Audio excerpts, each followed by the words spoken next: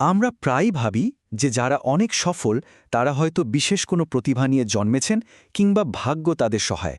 কিন্তু ব্যাপারটা যদি এমন হতো যে সাফল্য আসলে একটা সিস্টেম যেটা যে কেউ চেষ্টা করলেই গড়ে তুলতে পারে। আজকের এই আলোচনায় আমরা ঠিক এটাই দেখব, কিভাবে সফল মানুষেরা আসলে তৈরি হয়, জন্মায় না। তো চলুন একদম গোড়ার একটা প্রশ্ন দিয়ে শুরু করা যাক।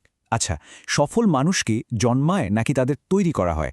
মানে তারা কি বিশেষ কোনো প্রতিভা নিয়েই পৃথিবীতে আসে, নাকি তাদের সাফল্যটা আসলে কঠোর পরিশ্রম আর সঠিক মানসিকতার ফল?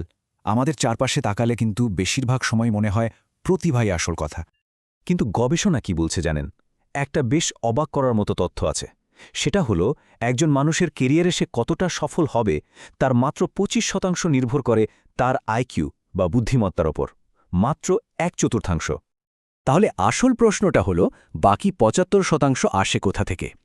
এখানেই কিন্তু আসল রহস্যটা লুকিয়ে আছে।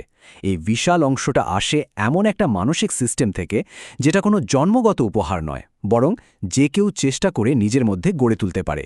চলুন সেই সিস্টেমটা কি এবার একটু ভেঙে দেখি। যে কোনো সিস্টেমের তো একটা ইঞ্জিন বা চালিকা শক্তি লাগে, তাই না? এই সাকসেস সিস্টেমের ইঞ্জিন হলো দুটো জিনিস, গ্রেট আর পারপাস, মানে দৃঢ়তা আর উদ্দেশ্য। এটাই সেই ভিত্তি যা লম্বা দৌড়ে টিকে থাকার শক্তি যোগায়। গ্রিড শব্দটা জনপ্রিয় করেছেন মনোবিজ্ঞানী অ্যাঞ্জেলা ডাকওয়ার্থ। তো এই গ্রিড জিনিসটা আসলে কি? সোজা কথায় এটা হলো কোনো একটা লম্বা মেয়াদের লক্ষ্যের পেছনে বছরের পর বছর ধরে লেগে থাকার ক্ষমতা, মানে আবেগ আর অধ্যবসায়কে টিকিয়ে রাখা। এটা কিন্তু কোনো ক্ষণিকের আগ্রহ নয়, এটা হলো ম্যারাথন দৌড়ানোর মতো স্ট্যামিনা। আচ্ছা, গ্রিট আর সেলফ কন্ট্রোল বা আত্মনিয়ন্ত্রণ, এই দুটোকে কিন্তু প্রায়ই গুলিয়ে ফেলা হয়। দুটোই খুব দরকারি, কিন্তু এদের কাজ করার ধরনটা একদম আলাদা। ভাবুন, আত্মনিয়ন্ত্রণ হলো একটা স্প্রিন্ট, যেমন ধরুন এই মুহূর্তে ফেসবুক চেক করা লোভ সামলানো। আর গ্রেট হলো সেই ম্যারাথন, মানে একটা বড় লক্ষ্যের দিকে বছরের পর বছর ধরে এক মনে এগিয়ে যাওয়া। আর এই কথাটা একবার দেখুন, কি দারুণভাবে পুরো ব্যাপারটা তুলে ধরা হয়েছে। অসাধারণ সফল মানুষদের সাথে সাধারণ মানুষের সবচেয়ে বড় পার্থক্যটা কিন্তু প্রতিভা নয়, পার্থক্যটা হলো নিজেদেরকে দিয়ে কাজটা করিয়ে নেওয়ার ক্ষমতা, দিনের পর দিন কোনো অজুহাত ছাড়াই অ্যাকশন নিতে পারা। বেশ, তাহলে আমাদের হাতে ইঞ্জিন তো চলে এলো, কিন্তু এই ইঞ্জিনটাকে চালাবে কে? মানে বছরের পর বছর ধরে এই যে গ্রিট বা অধ্যাবসায় ধরে রাখা, এর জন্য তো একটা বিশেষ বিশ্বাস বা মানসিকতা দরকার, তাই না? চলুন এবার সিস্টেমের সেই দ্বিতীয় অংশটা, অর্থাৎ গাইডিং মাইন্ডসেট নিয়ে কথা বলা যাক। আর এখানেই চলে আসে স্ট্যানফোর্ডের অধ্যাপক ক্যারল ডুয়েকের গ্রোথ মাইন্ডসেট ধারণাটা। এর মূল কথাটা শুনতে খুব সহজ, কিন্তু এটা ভীষণ শক্তিশালী। ব্যাপারটা হলো আমাদের বুদ্ধি বা ক্ষমতা কিন্তু পাথরে খোদাই করা কোনো কিছু নয়, বরং কঠিন পরিশ্রম আর চেষ্টা দিয়ে যে কোনো দক্ষতায় বাড়ানো বা অর্জন করা সম্ভব। এই দুটো মানসিকতার মধ্যে পার্থক্যটা দেখুন কি বিশাল। একদিকে আছে ফিক্সড মাইন্ডসেট, যার বিশ্বাস হলো আমি হয় এটা পারি অথবা পারি না। আর অন্যদিকে আছে গ্রোথ মাইন্ডসেট, যা বলে আমি চেষ্টা করলে যে কোনো কিছুই শিখতে পারবো। আর এই একটা বিশ্বাসের কারণেই ব্যর্থতার শেষ কথা থাকে না, এটা তখন শেখার একটা সুযোগ হয়ে দাঁড়ায়। তার মানে একটা গ্রোথ মাইন্ডসেট থাকলে চ্যালেঞ্জকে দেখা দৃষ্টিভঙ্গিটাই পুরোপুরি বদলে যায়। তখন ব্যর্থতাকে আর শেষ রায় বলে মনে হয় না, মনে হয় এটা একটা ফিডব্যাক যা থেকে শেখা যায়। অন্যের সাফল্য দেখে হিংসে হয় না, বরং অনুপ্রেরণা পাওয়া যায়। আর সবচেয়ে বড় কথা হলো এই বিশ্বাসটা জন্মে যে চেষ্টা আর পরিশ্রমী হলো যে কোনো কিছুতে মাস্টার হওয়ার আসল পথ। বেশ, তাহলে আমাদের হাতে একটা শক্তিশালী ইঞ্জিন আছে, গ্রিট, আর আছে সঠিক মানসিকতা। কিন্তু এগুলোকে কাজে লাগাতে হবে তো, তাই না? চলুন এবার সিস্টেমের তৃতীয় অংশে যাই, অর্থাৎ প্রতিদিনের কাজ বা অভ্যাস। কারণ বড় বড় লক্ষ্য আর দারুণ মানসিকতা দুটোই কিন্তু অর্থহীন হয়ে যাবে যদি প্রতিদিন ছোট ছোট পদক্ষেপ না নেওয়া হয়। আসলে সাফল্যতা শুধু বড় বড় লক্ষ্য ঠিক করার মধ্যে নেই। আসল সাফল্য লুকিয়ে আছে প্রতিদিন সেই লক্ষ্যগুলো পূরণের জন্য কাজ করার শৃঙ্খলার মধ্যে। এই আত্মশৃঙ্খলাটাই হলো স্বপ্ন আর বাস্তবতার মাঝখানের সেতু।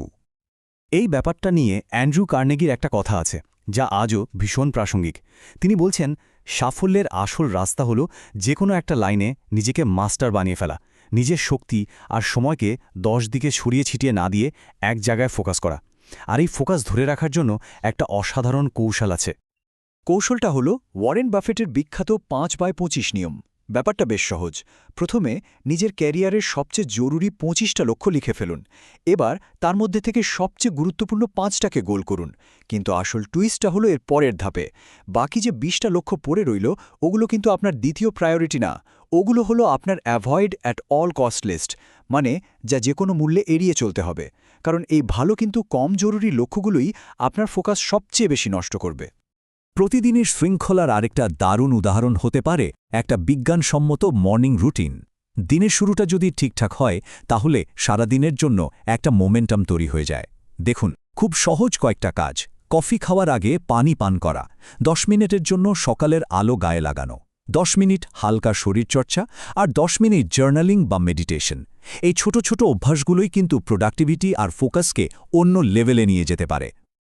যখনই কোনো বিষয়ে এক্সপার্ট বা মাস্টার হওয়ার কথা ওঠে, তখন প্রায়ই একটা ম্যাজিক নম্বরের কথা শোনা যায়, আর সেটা হলো 10,000। কিন্তু ব্যাপারটা শুধু 10,000 ঘন্টা ধরে একটা কাজ করে যাওয়া নয়। আসল কথাটা হলো 10,000 ঘন্টার ডেলিবারেট প্র্যাকটিস বা উদ্দেশ্যমূলক অনুশীলন। এটা কিন্তু শুধু একই কাজের পুনরাবৃত্তি নয়, এটা হলো একটা কাঠামোবদ্ধ প্রচেষ্টা, যেখানে আপনি ক্রমাগত নিজের ভুল থেকে শিখছেন, ফিডব্যাক নিচ্ছেন, আর শুধু একটাই লক্ষ্য নিয়ে কাজ করছেন: পারফরম্যান্সকে আরও ভালো করা। বেশ, এতক্ষণ আমরা যে সিস্টেমটা নিয়ে কথা বললাম তার শেষ এবং সম্ভবত সবচেয়ে গুরুত্বপূর্ণ অংশটা এখনও বাকি। চলুন এবার সেই মানবিক দিকটা দেখা যাক, কারণ শুধু অর্জনিত সাফল্যের শেষ কথা হতে পারে না, তাই না? মনে আছে, আমরা একদম শুরুতে বলেছিলাম যে আইকিউ সাফল্যের মাত্র 25% কারণ হতে পারে। তাহলে বাকি 75% কি? এই চার্টটা দেখুন। এর একটা বিশাল অংশ জুড়ে আছে ইমোশনাল ইন্টেলিজেন্স বা ইকিউ, মানে নিজের এবং অন্যের আবেগ বোঝা আর সেটাকে সঠিকভাবে পরিচালনা করার ক্ষমতা। আসলে মূল কথাটা হলো, ব্যক্তিগত সুস্থতা আর ভালো থাকা ছাড়া যে কোনো অর্জনই কিন্তু একটা ফাঁপা জয়ের মতো। সত্যিকারের সাফল্য হলো সেটাই যা সব দিক থেকে ভারসাম্যপূর্ণ। এর একটা বড় উদাহরণ হতে পারে রে ক্রোকের গল্প। তিনি ম্যাকডোনাল্ডসের বিশাল সাম্রাজ্য গড়ে তুলেছিলেন, এটা সত্যি। কিন্তু তার জন্য তাকে অনেক বড় মূল্য দিতে হয়েছে। তিনি তার পার্টনারদের সাথে প্রতারণা করেছেন, পরিবারকে অবহেলা করেছেন, আর কাজের জন্য নিজের ব্যক্তিগত জীবনকে পুরোপুরি বিসর্জন দিয়েছেন। এটা সাফল্যের এক অন্ধকার দিকের জলজ্জান্ত উদাহরণ। আর জানেন, দীর্ঘমেয়াদী গবেষণাগুলো একটা জিনিসই বারবার প্রমাণ করে, আমাদের জীবনের দীর্ঘস্থায়ী স্বাস্থ্য আর সুখের সবচেয়ে বড় চাবিকাঠি কিন্তু টাকা বা খ্যাতি নয়, সেটা হলো আমাদের সম্পর্কগুলোর উষ্ণতা আর গভীরতা। দিন শেষে এই মানবিক সংযোগটাই একটা সফল জীবনের আসল কেন্দ্রবিন্দু।